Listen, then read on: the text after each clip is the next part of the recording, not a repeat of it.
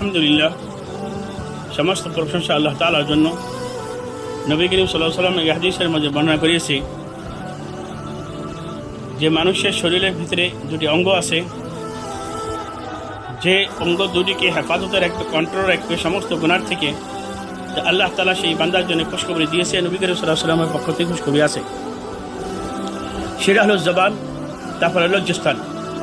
জবান এরকম একটা বস্তু, জবান থেকে এরকম একটা শব্দ বাহির হলে আপনি জাহান্নামে যেতে পারেন বা ইসলাম থেকে খারিজ হতেও পারেন।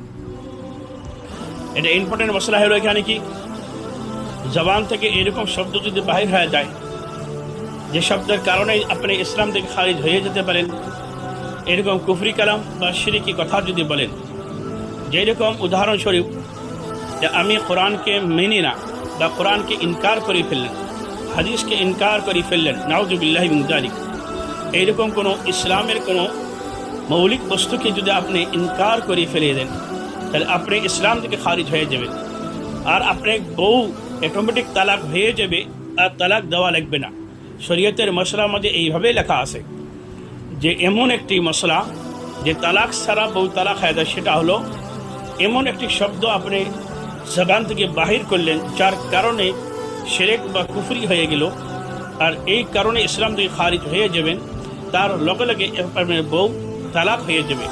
এই জন্য নবী করিম সাল্লাল্লাহু আলাইহি ওয়াসাল্লাম এই হাদিসের মধ্যে বর্ণনা করিয়েছে, মানুষে আখিরি জামানার মধ্যে নিজের বউর সাথে জিনা করবে। সাহাবারা জিজ্ঞাসা করলেন, ইয়া রাসূলুল্লাহ, নিজের বউর সাথে কীভাবে জিনা করবে? তখন নবী করিম সাল্লাল্লাহু আলাইহি ওয়াসাল্লাম বললেন, আখিরি জামানার মধ্যে মানুষে নিজের জবানকে কন্ট্রোল করতে পারবে না, কুফরি কালাম বলবে, শিরকি কথা বলবে। এইরকম কথা বলার কারণে সে নিজে বোধ পাবে না, আর সে ইসলাম থেকে খারিজ হয়ে যাবে।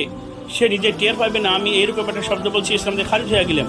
তখন সে তার বউ অটোমেটিক তালাক হয়ে যাবে।